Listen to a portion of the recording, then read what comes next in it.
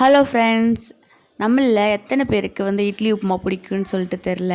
எனக்கு ரொம்பவே ஃபேவரட் இட்லி உப்புமான்னு சொல்லலாம். கண்டிப்பாக இது வரைக்கும் நீங்கள் ட்ரை பண்ணலைன்னா ட்ரை பண்ணி பாருங்கள். கண்டிப்பாக சூப்பராக இருக்கும். இப்போ வாங்க எப்படி செய்கிறதுன்னு பார்க்கலாம். இன்றைக்கி நான் இந்த இட்லி உப்புமா செய்கிறதுக்கு ஒரு 5 இட்லி எடுத்துருக்கிறேன். இது நல்லா தூள் தூளாக ஊற்று வச்சுக்கலாம். இது நார்மலாக இப்போ ஒசூர் கிளைமேட்டுக்கு நம்ம அப்படியே ஊற்று விட்டோனாவே பொல பொலன்னு நல்லா உதிர்ந்து வரும். ஒரு சில டைமில் கிளைமேட் வெயில் அதிகமாக இருக்கிற இடத்துலலாம் இருந்திங்கன்னா இட்லி ஒரு மாதிரி கொச கொசன்னு ஆன மாதிரி ஆகிடும். ஒரு 4 மணி நேரம் 5 மணி நேரம் இட்லி சுட்டதுக்கு அப்புறம் எக்ஸ்ட்ரா ஆகிடுச்சுன்னா ஃப்ரிட்ஜில் எடுத்து வச்சுருங்க. நம்ம இட்லி செய்கிறதுக்கு 1 மணி நேரத்துக்கு முன்னாடி வெளியில் வச்சு ஊற்றோம் அப்படின்னா நல்லா பொல பொலன்னு வரும். கண்டிப்பாக அந்த டிப் யூஸ் ஆகும். அடுத்ததாக ஒரு பெரிய சைஸ் வெங்காயம், ஒரு பெரிய சைஸ் பச்சை மிளகாயெல்லாம் கட் பண்ணி வச்சுருக்கேன். இப்போ தாராளமாக ஒரு 2 டேபிள் ஸ்பூன் அளவுக்கு எண்ணெய் ஊற்றிக்கலாம். எண்ணெய் கூடவே கடுகு, கொஞ்சம் தான் கடலைப்பருப்பு, நம்ம விருப்பப்பட்டால் உளுத்தம்பருப்பு கூட சேர்த்துக்கலாம். இன்றைக்கி நான் கடுகு கடலைப்பருப்பு ரெண்டுமே போட்டுக்கிறேன்.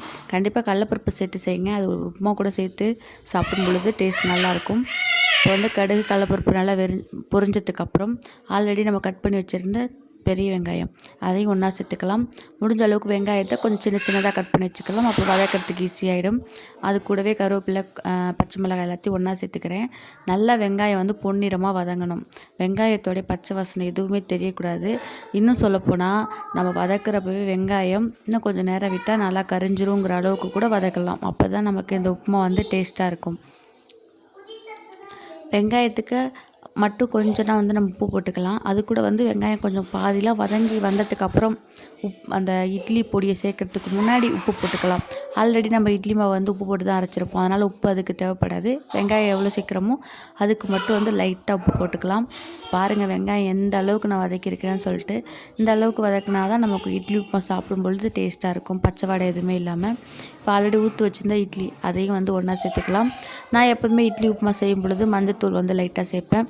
அந்த மஞ்சள் கலர் அதை சேர்த்து சாப்பிடும் பொழுது தான் எனக்கு அந்த உப்புமா சாப்பிட்றதுக்கு அந்த நல்ல ஒரு ஃபீலே கிடைக்கும். அதனால் நான் ஒரு 1/2 டீஸ்பூன் அளவுக்கு மஞ்சள் பொடி சேர்த்துக்கிறேன். நீங்கள் விருப்பப்பட்டால் சேர்த்துக்கலாம். இல்லைனா ப்ளைனாக ஒயிட்டாகவே கூட சாப்பிட்டுக்கலாம். மஞ்சத்தூள் சேர்த்து உப்புமா வெங்காயத்து கூட நல்லா மிக்ஸ் ஆகிட்டு அந்த எண்ணெயிலேயே நல்லா சிம்மில் வச்சுட்டு ஒரு 5லேருந்து ஒரு 10 நிமிஷம் சிம்மில் கிளறி கொடுங்க. அப்போ தான் நமக்கு அந்த மஞ்சள் தூள், வெங்காயத்தோடைய ஃப்ளேவர், காரம் எல்லாமே நம்ம அந்த இட்லி கூட சேர்ந்து உப்புமா சாப்பிடும் பொழுது நல்லா பஞ்சு மாதிரி பொல பொலன்னு சாப்பிட்றது ரொம்பவே சூப்பராக இருக்கும். கண்டிப்பாக நீங்கள் இது வரைக்கும் ட்ரை பண்ணி பார்க்கல அப்படின்னா கண்டிப்பாக ட்ரை பண்ணி பாருங்கள். வீட்டில் குழந்தைங்களாம் கூட விருப்பமாக சாப்பிடுவாங்க. நம்ம வேஸ்ட் ஆக்க மாட்டோம் எந்த இட்லியுமே. அதுக்கப்புறம் அடிக்கடி செஞ்சு சாப்பிடுவோம். அந்த அளவுக்கு டேஸ்ட்டாகவே இருக்கும். இந்த மாதிரி அப்பப்போ எப்போயாச்சும் லைட்டாக அடி பிடிக்குதுன்னா கூட லைட்டாக புரண்டு கொடுங்க. அந்த அடி பிடிச்ச டேஸ்ட்டு இன்னும் சூப்பராக இருக்கும். அவ்வளோதான் ஃப்ரெண்ட்ஸ், நமக்கு ரொம்பவே சூப்பரான இட்லி உப்புமா குயிக்காக ரெடி ஆகிடுச்சு.